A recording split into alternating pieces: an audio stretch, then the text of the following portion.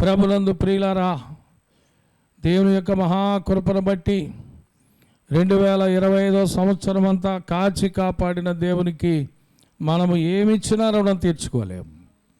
2025 సంవత్సరం అంతా 12 మాసాలు కూడా కాచి కాపాడిన దేవదేవుడు 2026 సంవత్సరం ఈ యొక్క జనవరి నెల 26వ తారీఖులో ఈ డేట్లో ఒక ప్రత్యేకత ఉన్నది.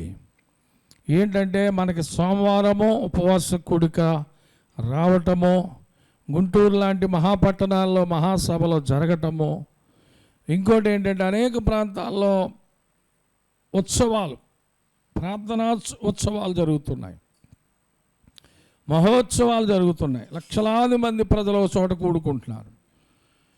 మరొకటి ఏంటంటే మన భారతదేశానికి సంపూర్ణమైన స్వాతంత్రము ప్రకటించబడిన రోజు.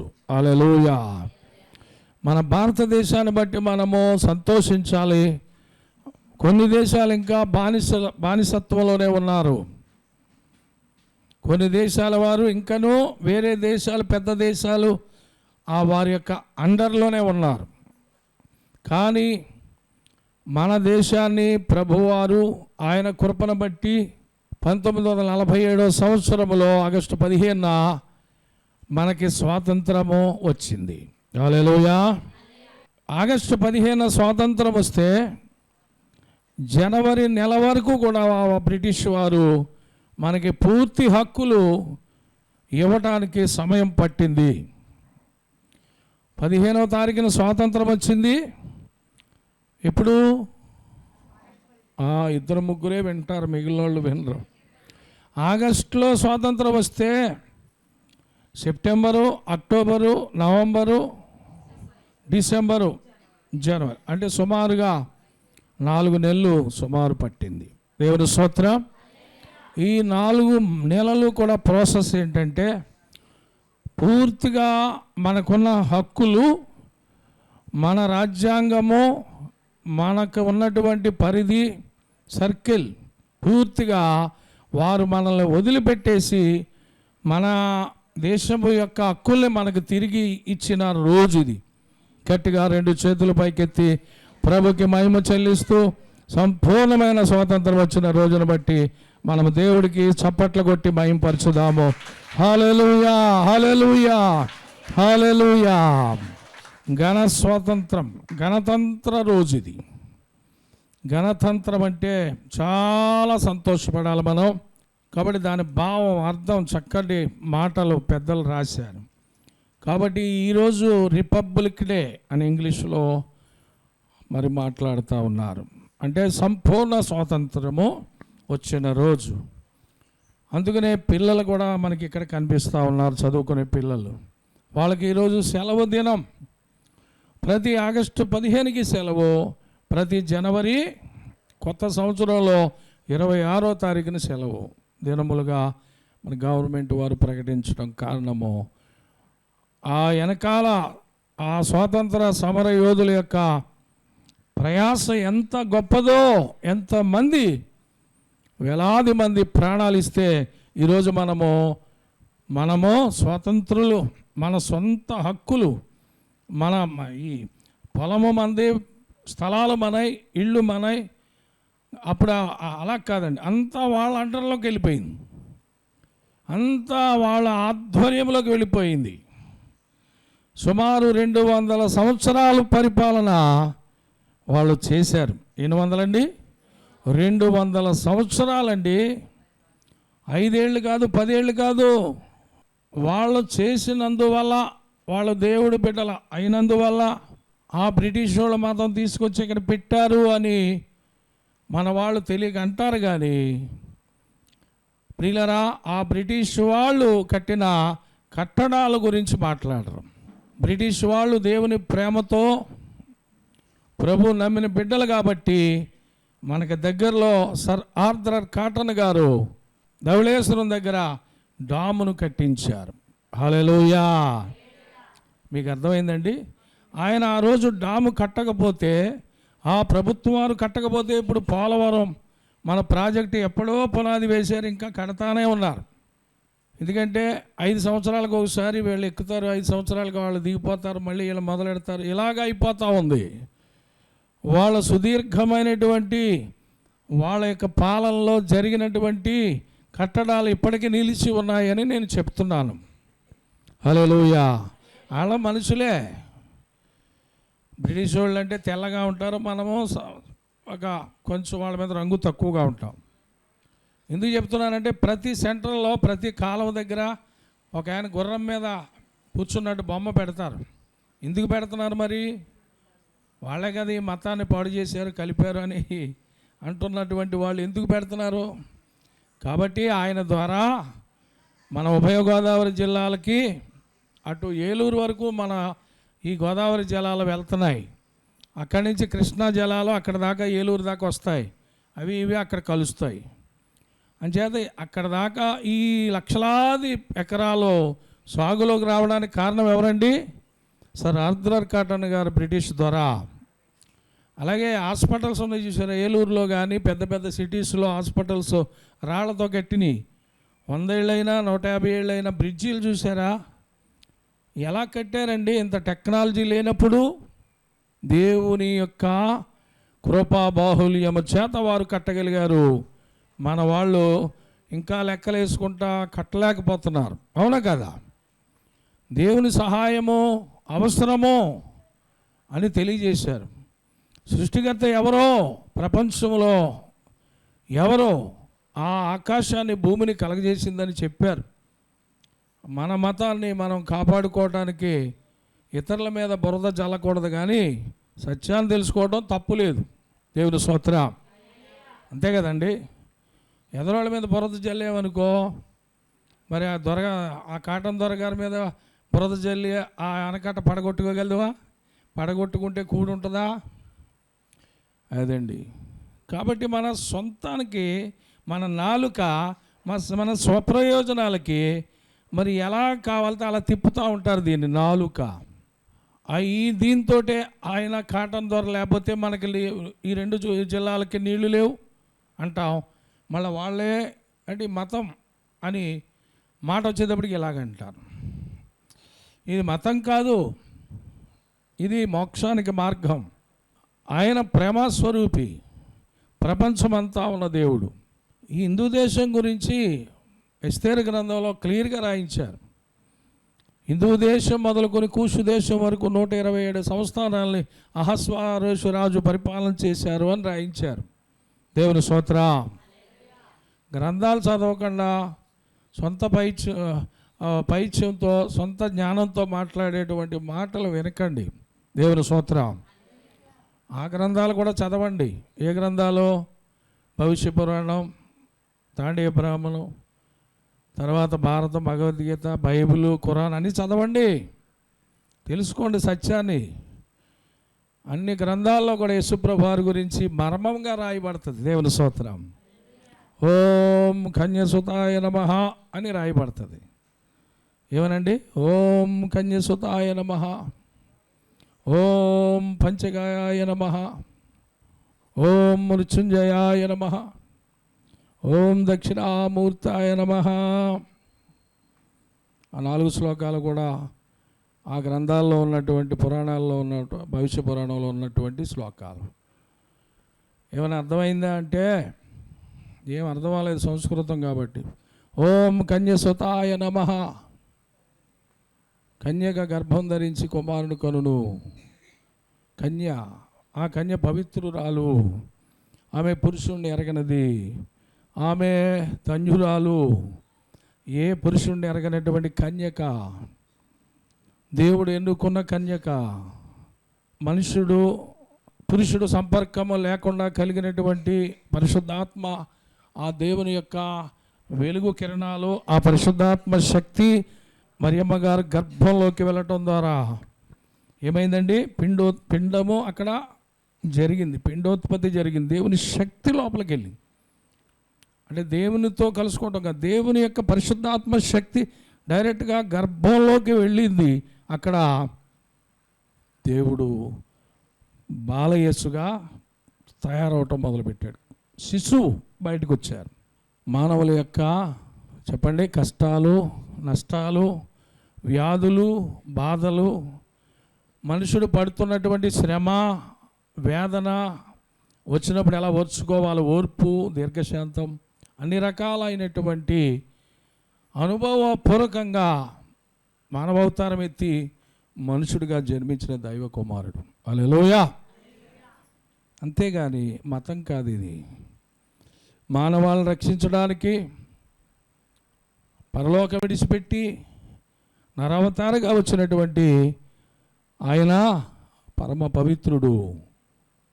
ఆయన పేరే నజరేయుడైన యేసు, యేసుక్రీస్తు మెస్సయా. హల్లెలూయా. పరిశుద్ధ గ్రంథంలో ఉన్నటువంటి స్వాతంత్రం గురించి మనం మాట్లాడుకుంటున్నాం కదా. పరిశుద్ధ గ్రంథంలో కూడా స్వాతంత్రం గురించి ఎక్కడైనా రాశారా అని మనం చూస్తే ప్రియులారా ఉంది, చాలా చోట్ల ఉంది. ఐగుప్తు దేశంలో స్వాతంత్రం లేక ఇశ్రాయేల్ ప్రజలు బానిసత్వంలో నలిగిపోయారు. అమ్మా, కొంతమంది వింటలేదేంటి? ఈ వాక్యం అంటే ఏమిటి అనుకుంటున్నారు? నా మాటలా, నా సొంత మాటలా? చెప్పాలి. హుషారుగా ఉండండి, కొంచెం ముఖంలో కొంచెం నవ్వుతూ ఉండండి, చిరునవ్వుతూ ఉండండి. మీ బాధలు కష్టాలతో వచ్చారు ఇక్కడికి, తెలుసు, ప్రభువు తెలుసు, మాకు కూడా తెలుసు. ముందు వచ్చిన వారు మీ సమస్యలు ఎదరికి పిలిచి అడిగాం, మీరు చెప్తూనే ఏడ్చి మాతో చెప్పారు. నేను వెంటనే ప్రార్థన చేశాను, వీళ్ళందరూ చేయించాను. అవునా కదా? ముందు వచ్చిన వాళ్ళకి తెలుసు, అందుకే ముందు రమ్మంటాం. ఎలాగైనా ముందే 10 గంటలకు ముందు ఉంటాం, మీకు ఎంతో మంచిది. హల్లెలూయా. 10 గంటలకు బండి అంటే 10:15కి, 10:30కి, 11 గంటలకు వస్తే ట్రైన్ ఉంటుందా? ఎవరు చెప్పారు వెళ్ళిపోద్దని? లేదు, మనకి ఇక్కడ ఉంటుంది. మనం ఎన్ని గంటలకు వచ్చినా ఉంటుంది ఈ బండి, అది ధీమా మీకు. ఆ ట్రైన్ వెళ్ళిపోద్దంటే ఒక్కవిడికి అర్థమైంది, మీరు అందరూ చెప్పలేదు. కానీ ఈ మందిరం అనే ఈ దేవుని యొక్క ఈ బండి ఇక్కడే ఉంటుంది ఎంతసేపు అయినా, ఎప్పుడైనా అని మీరు దాన్నే అంటారు, నిర్లక్ష్యం అంటారు. చెప్పండి పక్కన ఉన్న వారితో, దాన్ని ఏమంటారు? నిర్లక్ష్యం. ఆ నిర్లక్ష్యం ఉండకూడదు. శ్రద్ధగా వింటే వెంటనే మీ కార్యం జరుగుతుంది ఈరోజు. హల్లెలూయా. మీరు వాక్యం మీద గురి పెడితే కనుక ఇంకా దేని మీద గురి పెట్టకుండా, ఏమి ఆలోచించకుండా వాక్యం మీద మాత్రమే మీరు ఆశ పెట్టుకుంటే మీరు ధన్యులు. హల్లెలూయా. అదండి వాక్యం అంటే. ఆయన నోట్లోంచి వచ్చిన ప్రతి మాట మంచిదే కదా. మన నోట్లోంచి కొన్ని మంచి వస్తాయి, కొన్ని దూషణ పలుకులు రావచ్చేమో, కానీ ఆయన నోట్లోంచి వచ్చే ప్రతి మాట జీవాన్ని ఇస్తుంది, నిత్య జీవాన్ని ఇస్తుంది. హల్లెలూయా. ఆ నిత్య జీవానికి చేరుస్తుంది. మోక్షం అంటే అదే, ఎప్పుడూ జీవించడమే మోక్షం. రెండవ మరణం అనేది లేకుండా ఉండటమే మోక్షం. చెప్పండి, రెండవ మరణం అంటే ఏంటండి? ఫస్ట్ ఇక్కడ చనిపోతాం, రెండవసారి అగ్నిగుండములో సావకుండా బతకండా. అగ్ని ఆరదు, పురుగు అంటే ఆత్మను పురుగు అన్నారు అక్కడ. కారణం ఏంటంటే ఆయన మాట విన్నప్పుడు ఆయన కోప్పడతాడు. ఎంతో కాలం భూమి మీద ఉంచాను, 70 సంవత్సరాలు 80 సంవత్సరాలు, అయినా కానీ నువ్వు నా మాట ఏమీ లెక్క చేయలేదు, నిన్ను ఆత్మ అనలేను, నేను పురుగు అంటాను అన్నట్టుగా ఇక్కడ నేను అర్థం చేసుకున్నా. దేవుని స్తోత్రం. అగ్ని ఆరదు, పూర్తిగా చెప్తులేదేంటి? అగ్ని ఆరదనండి. అగ్ని ఆరదు, పురుగు సావదు. ఇప్పుడు బాగా చెప్పారు. ఏ అగ్ని? నరకాగ్ని. ఏంటి అక్కడ రెండవ మరణం అంటే? ఇదే. పురుగు అంటే ఆత్మ. శరీరం మట్టిలోకి వెళ్ళిపోయింది, కానీ ఆత్మ మాత్రము మళ్ళీ శరీరం దేవుడు ఇచ్చేసి, ఆ శరీరం బాధ తెలియాలి కదా, అది అగ్నిగుండంలో పడుతున్న వారికి మళ్ళీ శరీరం ఇస్తాడు ఆయన. కాలిపోతున్నాను బాబోయ్, ఆ రోజు వినలేదు నేను, పాపం మానమన్నారు, చెడు పనులు మానమన్నారు, వ్యసనాలు మానమన్నారు, నేను మానలేదు, నా బుద్ధి మార్చుకోలేదు. ఆయన మాట వినకపోతే అగ్నిగుండాలన్నారు, కానీ ఇక్కడికే వచ్చి పడ్డాను. బాబోయ్, రక్షించండి. యేసయ్యా పాస్టర్ గారు మీ మాట వినలేదు అని అప్పుడు అగ్నిగుండాల్లో పడి కేకలు వేస్తారంట. ఆ కేకలు వినటానికి ఎవ్వరూ కూడా ఆలకించరు. అందరూ కేకలేసి వాళ్ళే లక్షల మీద కోట్ల మీద ఆ నరకాగ్నిలో ఉంటారని బైబిల్లో ప్రకటన గ్రంథంలో క్లియర్గా ప్రభు రాయించారు. రెండు మార్గాలు, ఒకటి మోక్షం, రెండు పాతాళం. కాబట్టి దేవునికి భయపడతారా? దేవునికి గడగడలాడతారా? మీ కార్యాలు ఆయనకి ఎంతసేపు అండి అయ్యి? మీ కార్యాలు ఎంతసేపు అయినా, నా కార్యాలైనా మీ కార్యాలైనా ఎంతసేపు చేయగలరు? మనము ఎప్పుడైతే మనసు మార్చుకున్నామో అప్పుడే కార్యాలు జరుగుతాయి. దేవుని స్తోత్రం. సరే, స్వాతంత్రం గురించి మనం రావాలి కదా. గలతీయులకు అపొస్తలుడైన పౌలు గలతీయులకు రాసిన పత్రికలో 5వ అధ్యాయంలో పరిశుద్ధ గ్రంథంలో స్వాతంత్రం గురించి అనే మాట 5వ అధ్యాయం మొదట్లో చదువుతున్నాను. ఈ స్వాతంత్ర్యము అనుగ్రహించి క్రీస్తు మనలను స్వతంత్రులుగా చేసి ఉన్నాడు. నా వెనకాల చెప్పండి అందరూ. ఈ స్వాతంత్ర్యము అనుగ్రహించి క్రీస్తు మనలను స్వతంత్రులుగా చేసి ఉన్నాడు. ఈరోజు రిపబ్లిక్ డే అని చెప్పాం.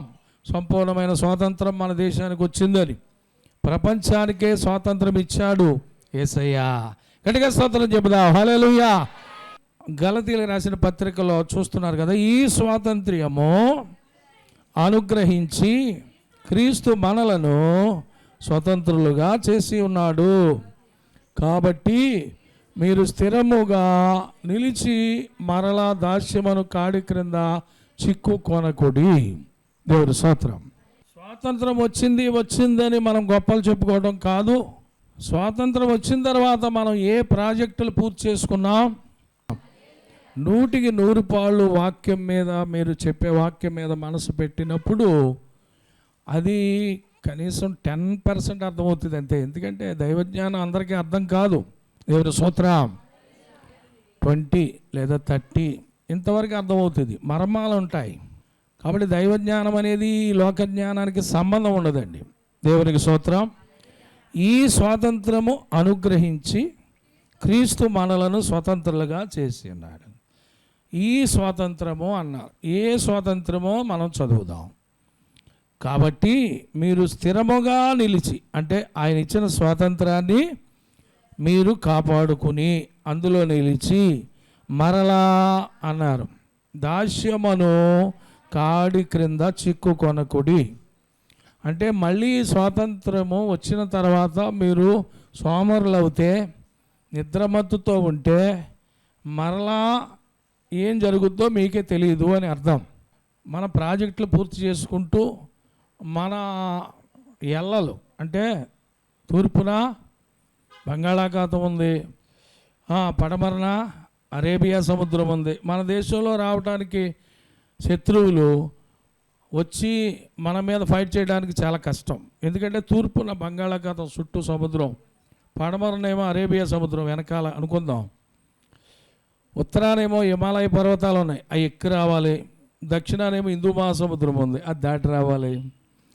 మన భారతదేశం చుట్టూ ఇలాంటివి ఉన్నాయంటే ఎవరి వల్ల అవుతుంది దాటి రావడానికి? పడమరనేముంది, అమ్మో అది చాలా పెద్ద సముద్రం, దాటి రావాలి శత్రువులు. పక్కన మళ్ళీ తర్వాత దేశాలు ఉన్నాయి. అందుకనే విమానాల మీద వెళ్ళి ఆ దేశాల్లో ఉద్యోగాలు చేసుకుని మళ్ళీ వస్తున్నారు. అది చుట్టూ మనకు 3 వైపుల సముద్రం ఉంది, ఒకవైపు హిమాలయ పర్వతాలు ఉన్నాయి. ఇంత అద్భుతమైన దేశం, 700 కోట్ల జనాభా ఉన్న, ప్రపంచ జనాభా ఉన్నటువంటి దాంట్లో మరి బైబిల్ గురించి అయినా పోనీ చెప్తారా? ఇక్కడ మనకి స్వాతంత్రం ఇచ్చారంటే యేసుప్రభు వారు. ఆ స్వాతంత్రం ఎలాంటి స్వాతంత్రం ఇచ్చారు? మనల్ని సాతాను దాస్యం కింద ఉన్నవారిని, సాతాను కాడి క్రింద ఉన్నవారిని, ఆదాము అవ్వల్ని తన కాడి కిందకి తీసుకుంటానికి ప్లాన్ చేశాడు. అంటే ఆది దంపతులు, ఆది పురుషులు మొట్టమొదట భూమి పుట్టినప్పుడు 2 మనుషుల్ని దేవుడు పుట్టించాడు, కలగజేశాడు. ఆయనే స్వయముగా కలగజేశారు. ఆదాము అవ్వ, యాడమ్ అవ్వ అని ఇంగ్లీష్లో షార్ట్గా అంటూ ఉంటారు. కాబట్టి వాళ్ళిద్దరూ సృష్టి ఆరంభంలో ఉన్నటువంటి పురుషుడు స్త్రీ, వాళ్ళకి ఉన్న అధికారం ఎంత అంటే ప్రపంచమంతటి మీద అన్ని జీవరాశుల మీద అధికారం ఇచ్చాడు ఆదాముకి, మొదటి మానవుడికి. ఆ అధికారాన్ని చేజిక్కించుకున్నాడు సాతాను, అపవాది. ఆ దాస్యము ఎంతవరకు వచ్చిందంటే తర్వాత వాళ్ళకి 2 కొడుకులు పుడతారు, కయ్యను ఏబేలు. 2 కొడుకుల్లో చిన్న కొడుకుని పొలంలో వ్యవసాయం చేస్తూ ఉంటాడు. బాగా వినాలి. పెద్ద అబ్బాయి ఏమో పెద్ద ఆయన వ్యవసాయం చేస్తూ ఉంటాడు, చిన్న ఆయన గొర్రెల మందలు మేపుతూ ఉంటాడు.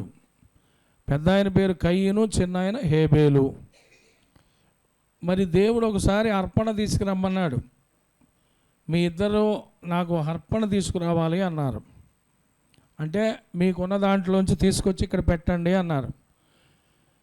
మరి వ్యవసాయం చేస్తున్నటువంటి కయ్యను, అక్కడనే అప్పటి నుంచే వ్యవసాయం ఉంది, ఆయన శ్రేష్టమైనవి తీసుకొచ్చారు. ఈ గోధుమలో ఆయన పండిన దాంట్లో తీసుకొచ్చారు, అక్కడ పెట్టారు. ఈయన మందల మేపుతున్నాడు కాబట్టి మందలో బలిసిన దాన్ని ఒక దాన్ని తీసుకొచ్చి ఇక్కడ పెట్టాడు. ఈ ఏబేలు అర్పణ అంగీకరించాడు, కయ్యను అర్పణ ఆయన త్రోసివేశాడు. కోపం వచ్చిందండి. ఎవరికి? కయ్యని కోపం వచ్చింది. కోపం ఎవరి మీద రావాలి? ఓ దేవా, నేను హృదయపూర్వకంగానే తెచ్చానని అనుకుంటున్నాను, అక్కడ పెట్టాను. నా తమ్ముడు తీసుకొచ్చి అక్కడ పెట్టాడు.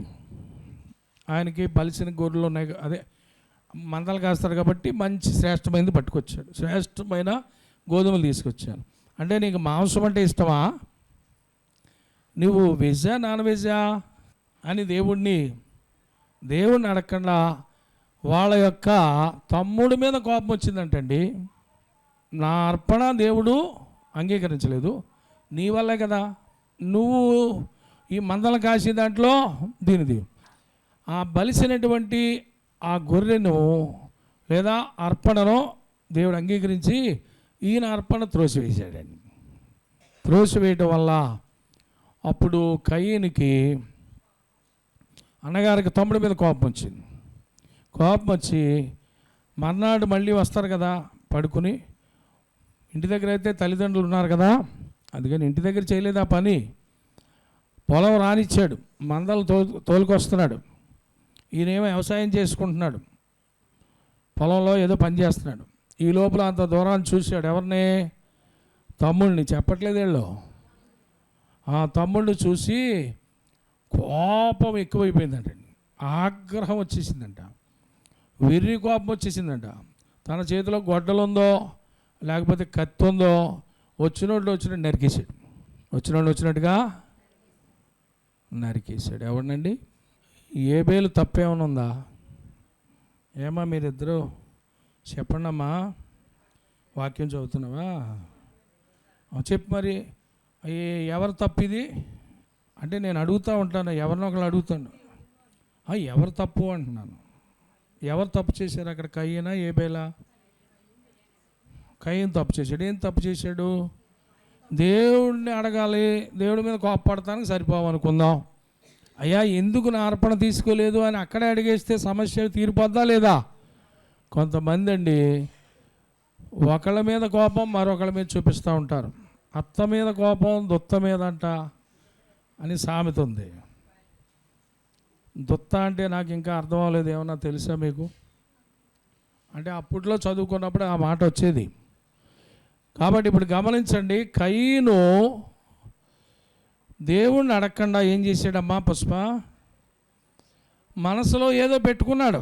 అలాగే చాలామంది మనసులో ఏదో పెట్టుకుని వాళ్ళకి తోచినట్టుగా చేసుకుంటా పోతారు, దేవుణ్ణి అడగరండి. దానివల్ల వచ్చే చిక్కులని నేను చెప్తున్నాను, అవునా కదా?